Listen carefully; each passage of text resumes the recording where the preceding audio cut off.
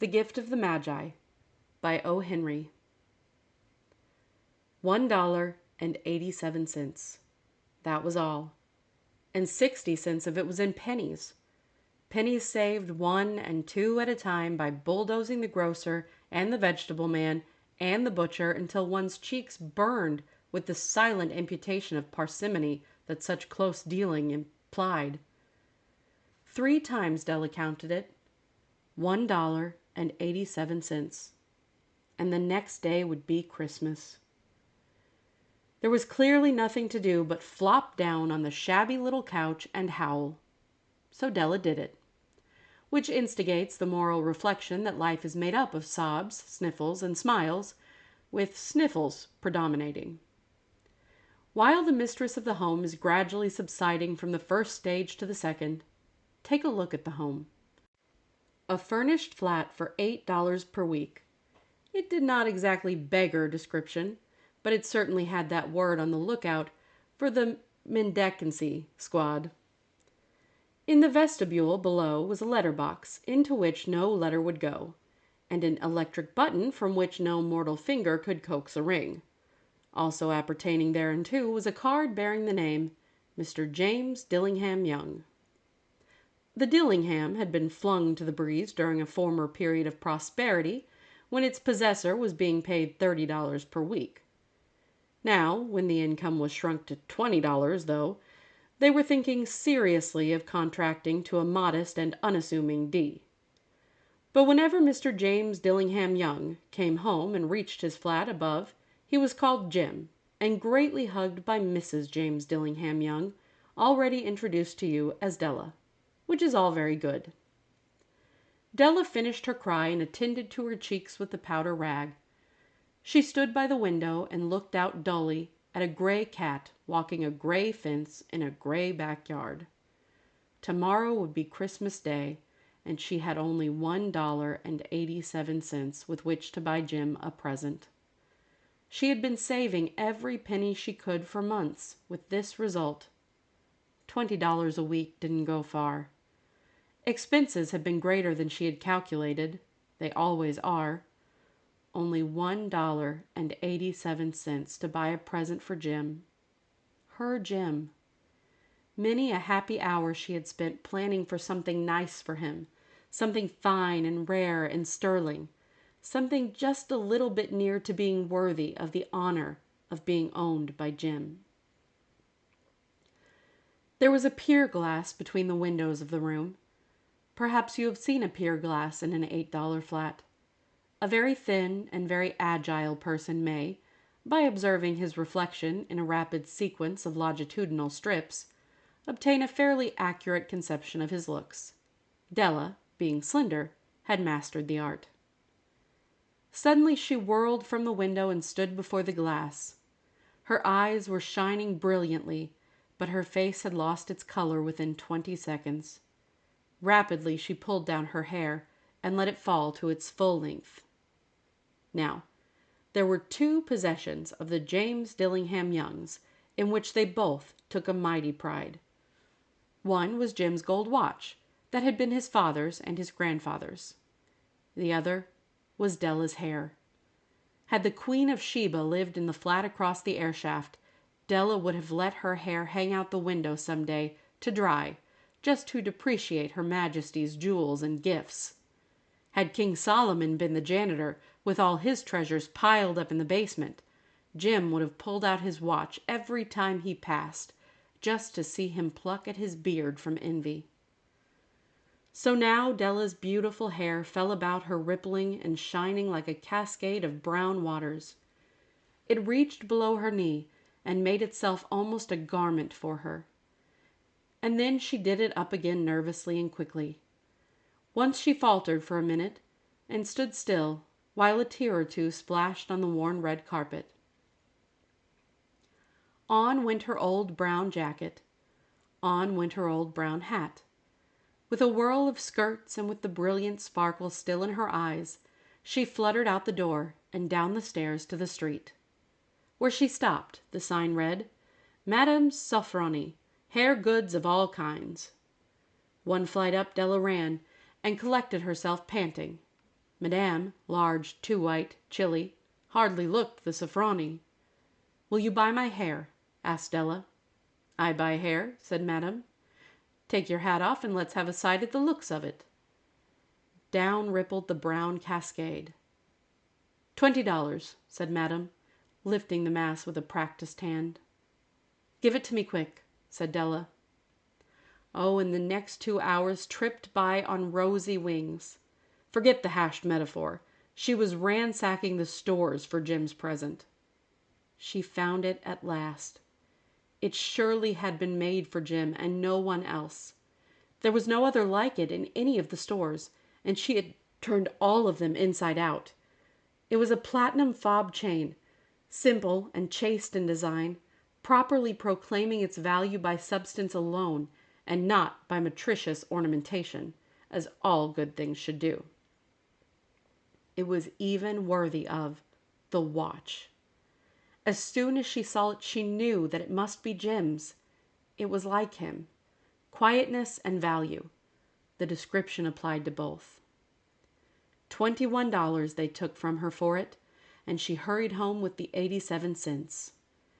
With that chain on his watch, Jim might be properly anxious about the time in any company. Grand as the watch was, he sometimes looked at it on the sly on account of the old leather strap that he used in place of a chain. When Della reached home, her intoxication gave way a little to prudence and reason. She got out her curling irons and lighted the gas, and went to work repairing the ravages made by generosity added to love, which is always a tremendous task, dear friends, a mammoth task. Within 40 minutes her head was covered with tiny close-lying curls that made her look wonderfully like a truant schoolboy. She looked at her reflection in the mirror, long, carefully, and critically. "If Jim doesn't kill me," she said to herself, "before he takes a second look at me, he'll say I look like a Coney Island chorus girl. But what could I do? Oh, what could I do with $1.87?" At 7 o'clock the coffee was made and the frying pan was on the back of the stove, hot and ready to cook the chops. Jim was never late. Della doubled the fob chain in her hand and sat on the corner of the table near the door that he always entered. Then she heard his step on the stair away down on the first flight, and she turned white for just a moment. She had a habit of saying little silent prayers about the simplest everyday things, and now she whispered, "Please, God, make him think I am still pretty." The door opened and Jim stepped in and closed it. He looked thin and very serious. Poor fellow, he was only 22, and to be burdened with a family. He needed a new overcoat, and he was without gloves. Jim stopped inside the door, as immovable as a setter at the scent of a quail. His eyes were fixed upon Della, and there was an expression in them that she could not read, and it terrified her. It was not anger, nor surprise, nor disapproval, nor horror, nor any of the sentiments that she had been prepared for. He simply stared at her fixedly, with that peculiar expression on his face. Della wriggled off the table and went for him. "Jim, darling," she cried, "don't look at me that way. I had my hair cut off and sold because I couldn't have lived through Christmas without giving you a present. It'll grow out again. You won't mind, will you? I just had to do it. My hair grows awfully fast. Say Merry Christmas, Jim, and let's be happy. You don't know what a beautiful, nice gift I've got for you." "You've cut off your hair?" asked Jim, laboriously, as if he had not arrived at that patent fact yet even after the hardest mental labor. "Cut it off and sold it," said Della. "Don't you like me just as well anyhow? I'm me without my hair, ain't I?" Jim looked about the room curiously. "You say your hair is gone?" he said with an air almost of idiocy. "You needn't look for it," said Della. "It's sold, I tell you. Sold and gone too.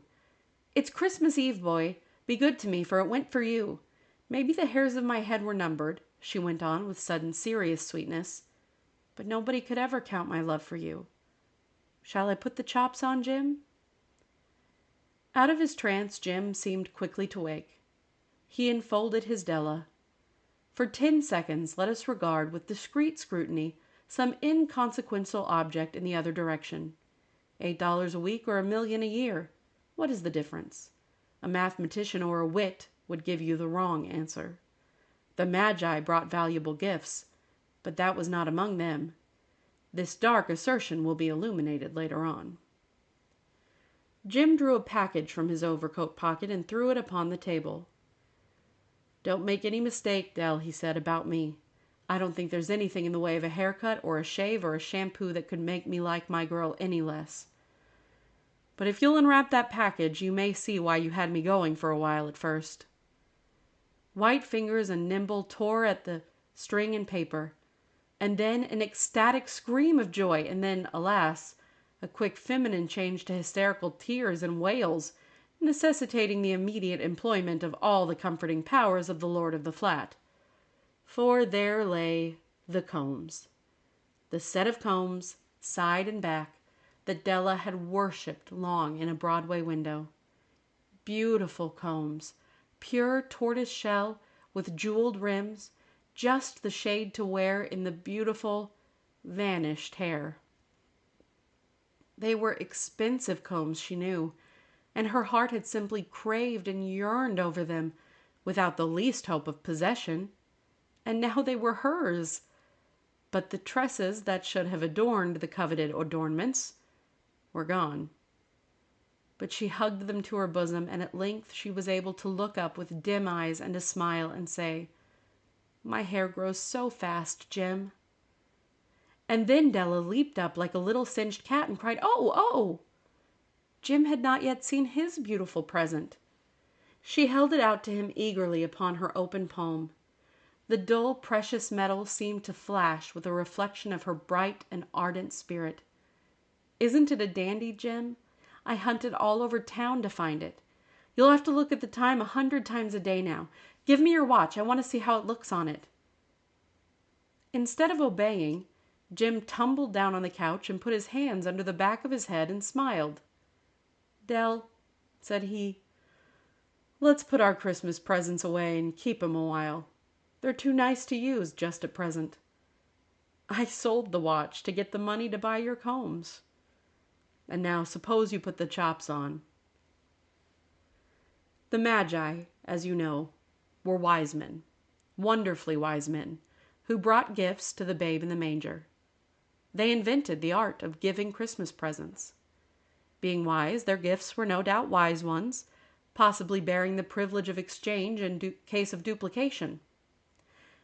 And here I have lamely related to you the uneventful chronicle of two foolish children in a flat who most unwisely sacrificed for each other the greatest treasures of their house.